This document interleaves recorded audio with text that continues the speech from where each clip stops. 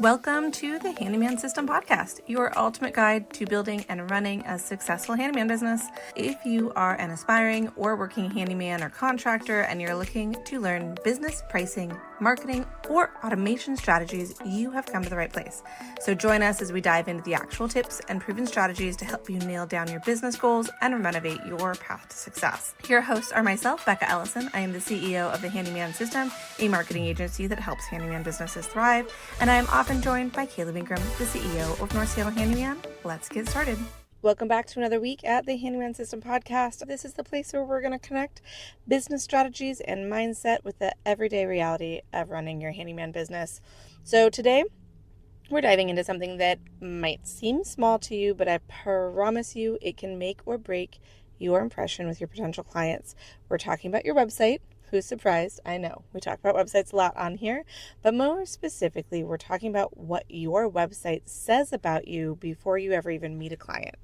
Now, I know for a lot of service pros, a website feels like one of those things that just feels nice to have. You're out there during work, your schedule's full some weeks, and you figure, it's good enough for right now. But here's the deal. Your website, in reality, is your digital storefront. And whether you like it or not, people are judging your business before they ever pick up their phone or fill out a quote form. And their kicker is they're doing it in 3 seconds flat. Like, I kid you not, our society has the attention span of a goldfish or less. And if you have not told them what they need to know in that time frame and impressed them long enough for them to stick around in those 3 seconds, they're gone. And so is your potential job. So today, I want to help you make sure that those first impressions, that first 3 seconds, is actually working for you and not sending potential clients running for the next guy. Your website is regularly your first impression from your client's perspective. Your website is talking to your potential clients for you literally 24/7 without you even being aware or having to enter the conversation. And it doesn't matter if you built your website yourself, if you hired your cousin, or you dropped a few grand on a designer, or even set up yourself with one of our Ready Roll website setups. Every time someone lands on your website, they are forming an opinion, and they do it super fast.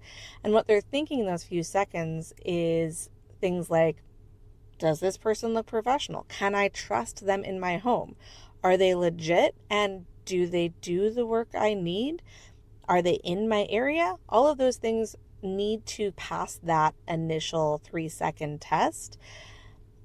Otherwise, they're bouncing and going somewhere else. So if your site is messy, outdated, hard to navigate, people are going to assume your work is the same way. And I understand that's not the case. Your website is not your area of expertise, but home repairs are, right? But people are looking at how you're establishing and setting up your business and how you're presenting your business. And they're judging the first thing that they've seen about your business. And a lot of times that is your website, right? So perception really is key. It is everything. And if you think about it, you've done this too.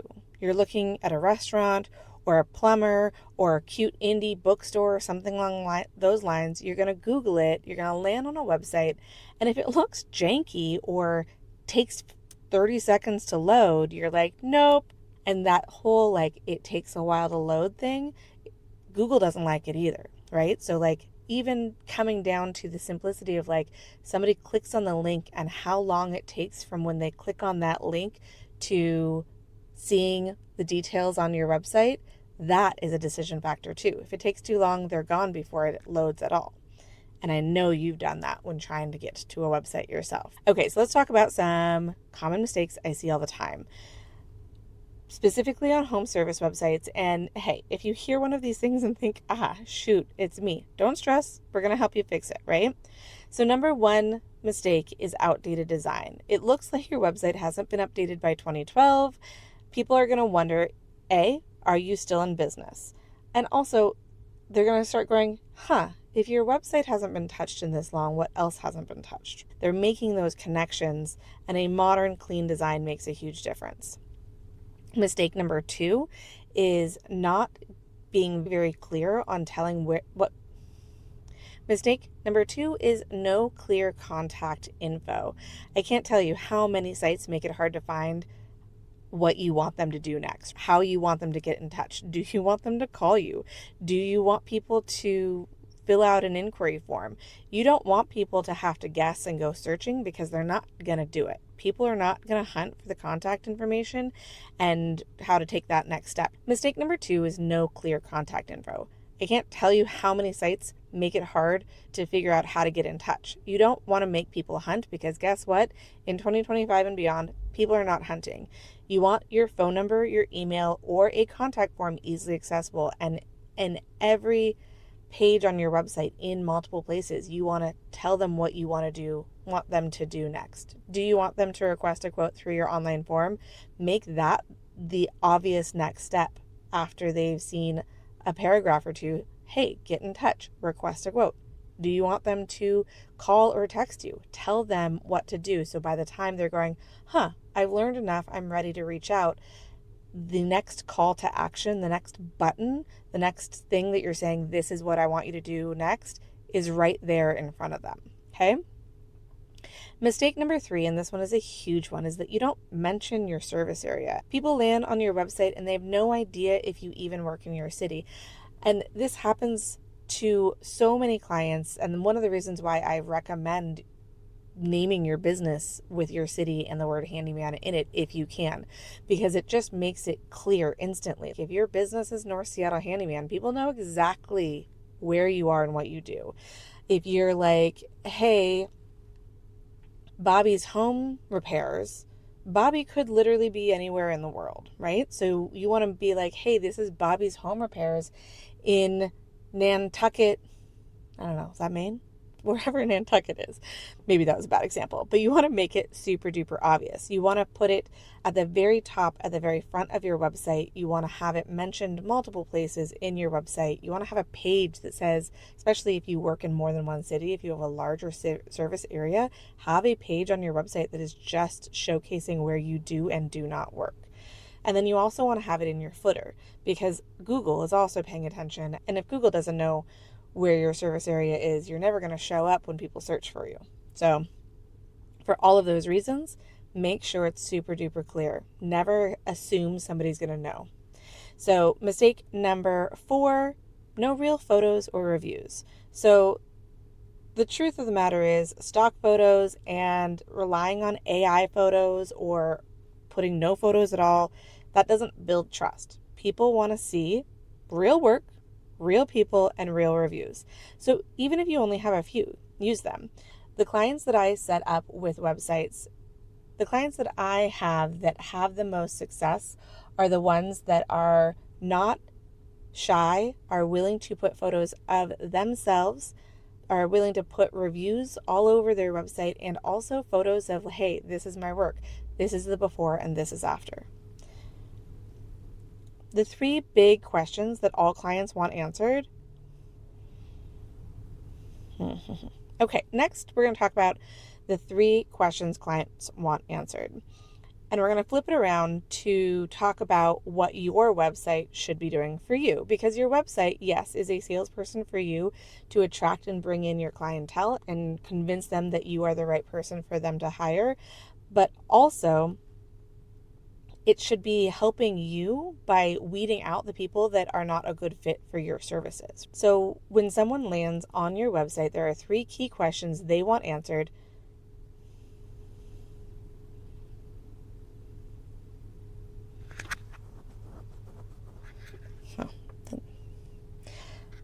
We're going to go back. The 3 questions clients want answered. When someone lands on your website, there are 3 key questions that they want answered, and they want it answered fast. Remember those 3 seconds, right? So the question number 1 is, can you help me? Question number 2 is, where do you work? And question number 3 is, can I trust you? So let's dive in a little bit more into each of those. Number 1, can you help me? So you want to make it crystal clear what kind of work you do. Do not assume they'll figure it out from your name or logo. You want to list your services clearly. Bullet points work great.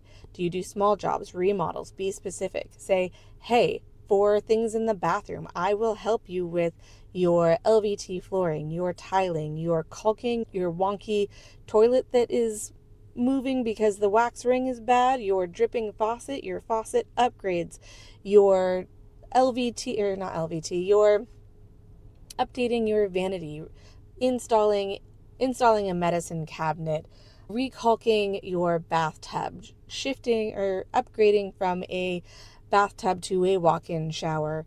Like, all of those things should be listed if you do all of those things, because people don't know. You got to assume that people have no idea what you're capable of.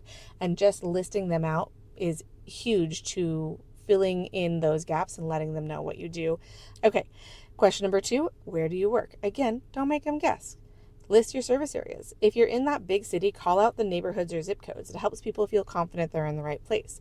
For example, North Seattle Handyman, which y'all know, works in the North Seattle area. They cover all of Seattle, all of the east side, which is in the greater Seattle area. There is Lake Washington, and the east side is Bellevue, Kirkland, all of that. And north of Seattle, Everett, Mukilteo, Lake Stevens. We literally list out all of the cities that they will do work in, and on their inquiry form, the one area in Seattle that they don't go to because it is just too far away is West Seattle. So West Seattle, you got to go down south of Seattle, you go across the West Seattle Bridge, and then once you're in West Seattle, it could be another 5, 10, 20-minute drive, and that's just too far for them. What we've done is we've listed out all of the cities that they will work in, call out that they work in Seattle, and then on the inquiry form, it calls out specifically, hey, we don't work in West Seattle.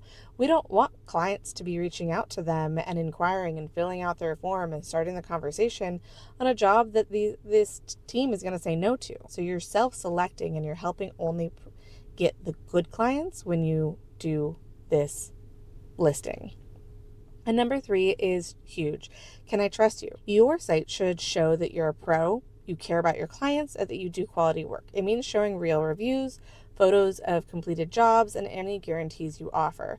If you've got a warranty on your work, mention it. If you've got Google reviews, highlight them. If you have a ton of them, absolutely highlight them, because people want to know, oh my God, they've got 100 5-star reviews. Phenomenal. That means that people who say yes to working with them have been happy, and that makes me think I'll likely be happy too. And you're doing this before you are even aware that the conversation has been started, right? You're building trust before you ever speak. So here's the best part. If your site's answering those 3 questions well, you're building trust with them. Here's the best part. If your site answers those 3 questions, you're already building trust with your potential client before you've entered the conversation at all. They don't know this person exists, and they're already having all of these trust signals that you're the right person to hire. That means that by the time they reach out, they're not just some random lead. They're warmed up and ready to book. And your site should be doing that heavy lifting. It should make them feel confident, comfortable, and ready to take the next step. And if your site is not doing that now, it's okay.